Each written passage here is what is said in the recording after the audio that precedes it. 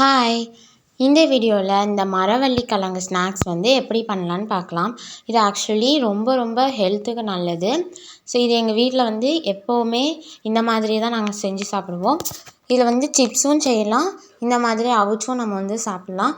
Chips செஞ்சோம் அப்படின்னா எண்ணெயில் போட்டு எடுக்கிறதுனால அது கொஞ்சம் இதை கம்பேர் பண்ணும்போது அது அன்ஹெல்த்தி தான் நான் சொல்லுவேன்.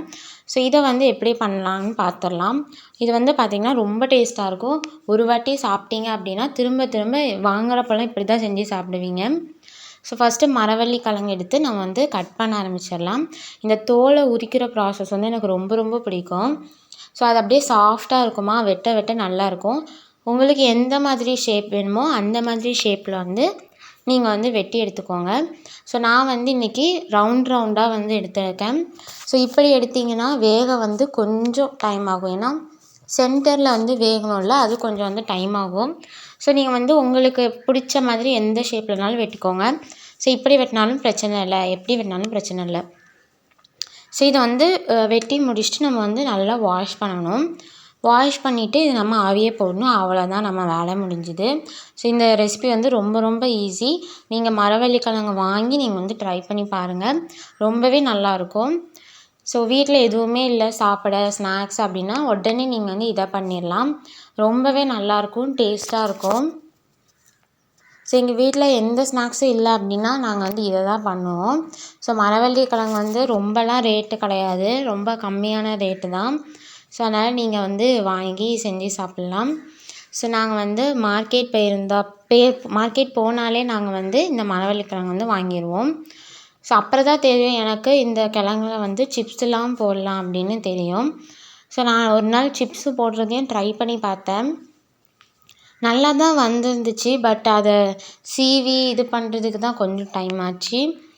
ஸோ உருளைக்கிழங்கு சிப்ஸ் நம்ம உருளைக்கிழங்க காய வச்சு அது நிறைய ப்ராசஸ் இருக்குது. ஆனால் மரவள்ளி கிழங்கு சிப்ஸ் அப்படி கிடையாது. சீவின உடனே நம்ம பொரிச்சு எடுத்துடலாம். ஸோ நீங்கள் ட்ரை பண்ணி பாருங்கள். ஸோ அது ட்ரை பண்ணுங்கள். பட் இதை கண்டிப்பாக ட்ரை பண்ணி பாருங்கள். இது ரொம்ப ரொம்ப உங்களுக்கு பிடிச்சிரும். ஸோ இப்போ பார்த்தீங்கன்னா நம்ம மரவள்ளி கிழங்கு நல்லா வாஷ் பண்ணிடணும். வாஷ் பண்ணிவிட்டு இப்போ நம்ம வேக வைக்கணும். ஸோ வேக வைக்கிறதுக்கு என்ன பண்ணணுன்னா, நீங்கள் வச்சு அதை முங்குற அளவுக்கு நீங்கள் தண்ணி ஊற்றிக்கோங்க. எவ்வளோனாலும் தண்ணி ஊற்றலாம், அதுக்கு அளவெல்லாம் கிடையாது. ஊற்றிட்டு ஆனால் கம்மியாக ஊற்றிடாதீங்க, நிறைய ஊற்றிக்கோங்க. இப்போ நம்ம இதை என்ன பண்ண போகிறோம்னா மஞ்சள் தூள் போட போகிறோம். ஸோ மஞ்சள் தூள் தான் ஹைலைட்டே, இதெல்லாம் டேஸ்ட்டு கொடுக்கும். உப்பு நான் போட்டிருக்க அளவுலாம் ரொம்ப ரொம்ப கம்மி தான். ஸோ நீங்கள் போட்டுட்டு அதுக்கப்புறம் டேஸ்ட் பண்ணி பார்த்துட்டு உப்பு இல்லை அப்படின்னா நீங்கள் ஆட் பண்ணிக்கோங்க. ஆனால் நான் போட்டிருக்கிறது ரொம்பவே கம்மியான அளவு தான். ஸோ நீங்கள் ஃபர்ஸ்ட்டே நிறைய போட்டுக்கோங்க. ஆனால் அதுக்குன்னு ரொம்ப போட்டுறாதீங்க, ஓரளவுக்கு உங்களுக்கே தெரியல. ஸோ அந்த அளவுக்கு போட்டுக்கோங்க. இப்போ நல்லா கொதித்து வந்துட்டு இது எப்படி வெந்துட்டான்னு பார்க்குறது அப்படின்னா நீங்கள் பார்த்தாலே தெரிஞ்சிடும் உங்களுக்கு வெந்துட்டான்னு. இல்லை அப்படின்னா நீங்கள் ஃபோக்கோ இல்லை கத்தி வச்சோ நீங்கள் கட் பண்ணி பார்த்தீங்க அப்படின்னா நல்லா உள்ள வரைக்கும் சாஃப்டாக வெந்திருக்கணும். ஸோ வெளியில் மட்டும் வெந்துட்டு உள்ளே வேகாமல் இருந்தால் நல்லாவே இருக்காது. ஸோ ஃபுல்லாக கம்ப்ளீட்டாக வெந்துட்டான்னு பார்த்துட்டு நீங்கள் ஸ்டவ் ஆஃப் பண்ணிடுங்க. அவ்வளோதான், நம்மளோட ரெசிபி ரெடி. நீங்கள் சூடாக டீக்கு வச்சு சாப்பிட்லாம், காஃபிக்கெலாம் குடிக்கலாம், ரொம்ப நல்லாயிருக்கும். இது ஆறுனாலுமே டேஸ்ட் நல்லாயிருக்கும். ஆனால் சூடாக சாப்பிட்டு பாருங்கள், வேறு மாதிரி இருக்கும் டேஸ்ட்டு. அவ்வளோதான், இது நம்ம தண்ணியிலேருந்து உடனே ஃபில்டர் பண்ணி எடுத்துருங்க. ஏன் அப்படின்னா நீங்கள் தண்ணியிலே ரொம்ப நேரம் விட்டுட்டிங்கன்னா அந்த கிழங்கு உறிஞ்சிரும் தண்ணியை ஃபுல்லாக. அப்புறம் அது நல்லாவே இருக்காது, தண்ணியாக இருக்கும். ஸோ நீங்கள் அது வெந்த உடனே நீங்கள் எடுத்து வேறு ஒரு இதுக்கு மாற்றி வச்சுருங்க. அப்புறம் அவ்வளோதான், சர்வ் பண்ணி சாப்பிட வேண்டியதான். ரொம்ப டேஸ்ட்டாக இருக்கும்.